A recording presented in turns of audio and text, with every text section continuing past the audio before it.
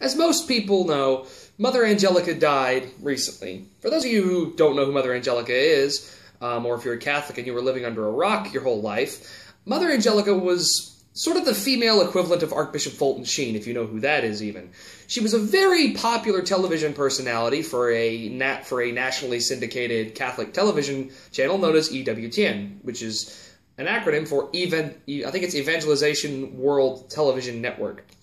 It was her own project, it was her own idea, and it was her own sort of vision for a new way to reach people with the gospel and other things, and to keep up with the changing pace of the world and how we communicate. If for no other reason than, if for no other reason, or for any reason besides the fact that she was a highly religious person, this certainly makes her noteworthy as a figure to any religion. She tried to adapt the way her religion spoke to the world and use new means of communication to reach those people. Again, in much the same vein of Archbishop Fulton Sheen. Although some of you may take umbrage to the idea of me comparing a woman's accomplishments, which are similar and equally successful to a man, but let's get past that for about 5 seconds, because Fulton Sheen is probably a more nationally known figure, because I know non-Catholics who know who Fulton Sheen is, but most non-Catholics aren't aware of Mother Angelica. Fulton Sheen had a more national and less small demographic to appeal to. He had national syndication, not just, a television channel that most only, I think, people who were Catholics would try to get in the first place. So, what's her basic life story?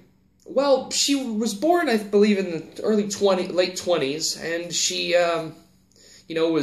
she grew up as a very, normal, I believe it was, I'll admit to not knowing that much about her life. I believe she was, the important information is she became a nun before Vatican II. She entered her vocation before Vatican II, and she was raised in that religion.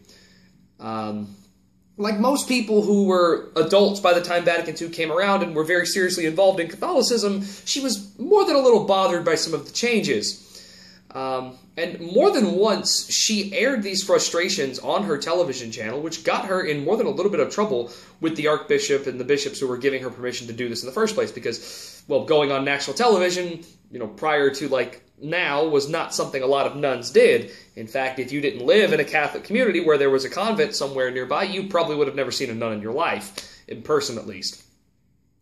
Now, one of her most infamous rants, for which comes her famous quote, "I'm sick of you, liberal Church of America," and her famous tirade against, the modern Catholic Church. Well, not really famous in the sense of known by most people, but probably her most landmark event in her television career. She did something even Archbishop Fulton Sheen didn't do, which was directly and completely just denounce the modern Catholic Church. This took guts. As a nun, if you want to get really down to it, the Archbishop at that point could have just snapped his fingers and had her locked away in a convent for the rest of her life and never let her on television again. I mean, it was highly possible, and he would have had every tool in his power to do that, to completely end EWTN, or if nothing else, get her out of it completely. But he didn't, for whatever reason. In her twilight years, though, Mother Angelica suffered a stroke. Whether this came from stress or heart complications, I don't know. She almost virtually completely retired from public activity at this point.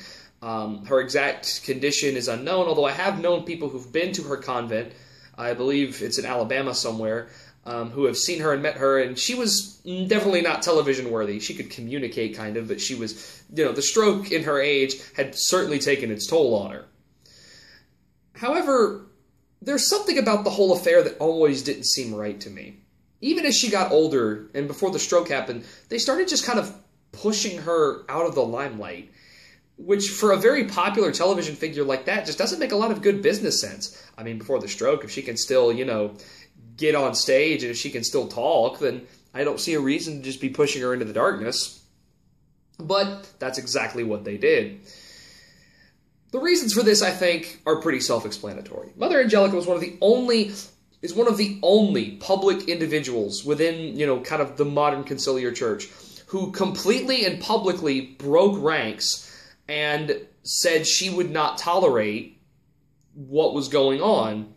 She used to use the newer habits, but she completely switched to the old Roman habits and the Roman collars. in her later years. As an abbess, she forced everyone, and a Mother Superior, she forced everyone in her order to do the same, at a time when most nuns today don't even use the old habits anymore. So, what exactly can we learn from Mother Angelica here? And what is the point of this video besides commemorating her death? Well, for me personally, she was a very influential figure when I first became Catholic. She was one of my first experiences with Catholics in general and their thought and their spirituality and, how they talked about Christianity, and I liked what I saw. But really, I think what she is she's a perfect metaphor for the modern Catholic, who is of a more, I guess, conservative bent. The Catholic Church doesn't want you. The only reason they are being so patient with you is because it's the politically and PR relations-wise smart thing to do.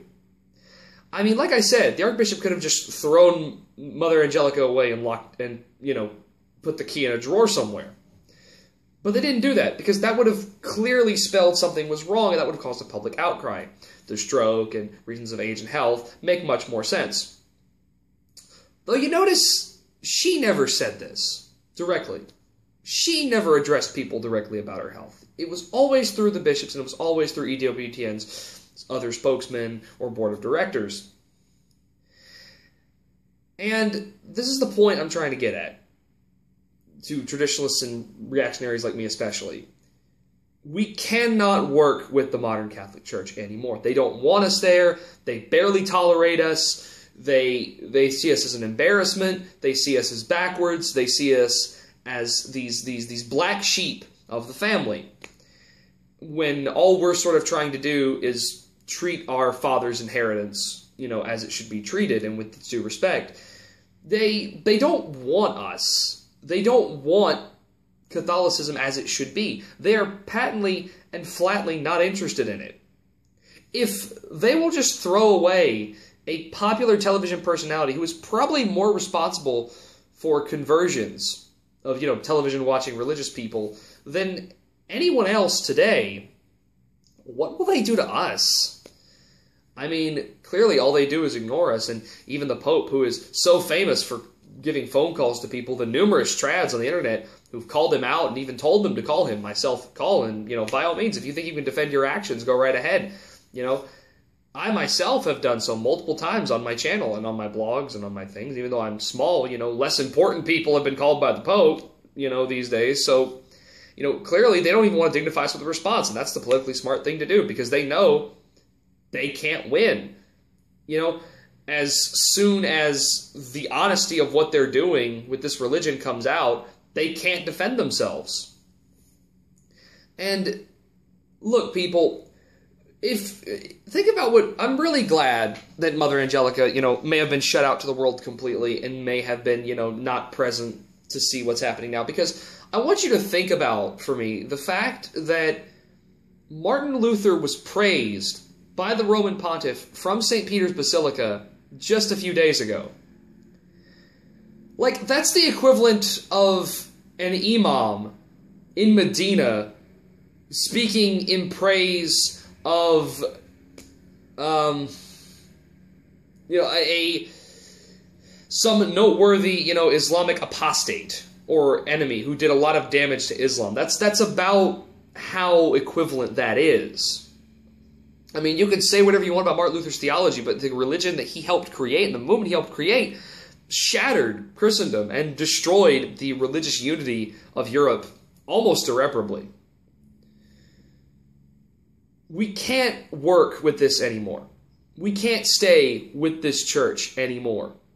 We can go on and on about the sacraments and the need for the Mass, but you're lying to yourself. Do you even really know if those sacraments are valid at this point? Really? Can we really trust them to do the Ruperts anymore? How many of our priests still do that? And even then, how many of us can get to a parish where the Mass is done correctly? We can't stick by this anymore. Every day we break bread with these people, we just keep giving them legitimacy.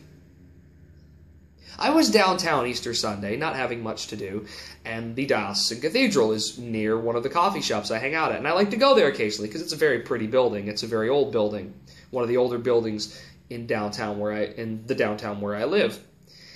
And I have never seen a church so empty for Easter Sunday. Mind you, I was there all day, pretty much. I walk around town a lot, and I hang out with people, and I have a pretty big social life, and I just like the ambiance down there. I like the older buildings, and I like, sort of the crowd, and I like just being down there sometimes when I'm not here working out, And I think that says something. That this diocesan cathedral was almost empty all day. There's not a lot of parking, okay? Like, if people were there, there would have been cars lined up and down the street. Like, I've seen it before. Like, if people are there, because there's cars everywhere. Like, cars in every parking garage, cars in, the lots and on the streets. But it was almost empty. And I couldn't believe that.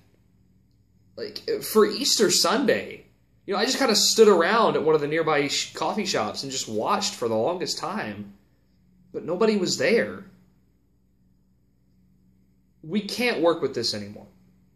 We have got to put our foot down and not just leave, but make something else. We need apostolic succession, which we cannot basically get at this point. People ask me why I basically give up on the Catholic religion. Why don't I follow its mandates anymore? Why is my interest in my belief system almost switched completely to philosophy and historical precedent? Because the fact is, pretending like the Catholic Church of today is the same one we want to be a part of is just lying to yourself. It's just kidding yourself. It's rose-tinted glasses-wearing romanticism, trying to make the Catholic Church something it's not today. And trads are so desperate, they're calling Trump the next Constantine. And I'm just like, Trump wouldn't even be a plebeian in ancient Rome. Like this loudmouthed, undisciplined, uncouth, fair weather patriot would be an irate forum speaker at best, let alone, leader of the civilized world. I mean, we don't have anybody like that today. But we know what those people are supposed to be like. That's why I got on this fitness kick, the self-improvement kick. Look, it comes down to this. If we want things changed, we have to do it ourselves. If people don't believe in our ideas because they don't see how they can work, okay? We know they worked before, but they don't see it. They don't care, quite frankly.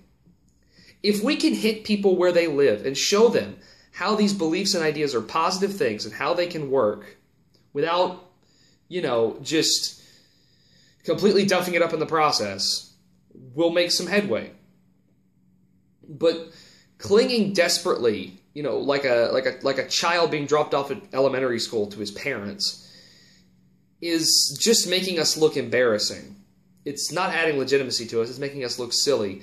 Even millennials today who are completely irreligious can tell something's different with the Catholic Church, and it's not what even non-religious people who don't like the Catholic Church know of it. These are realities we have to learn to deal with. And if we don't learn to deal with them, we're going to end up just like Mother Angelica. For all our loyalty and for all our good intentions, all that's going to happen is we're just going to keep getting abused and thrown in the closet. And like a redheaded stepchild, people are going to pretend we don't exist.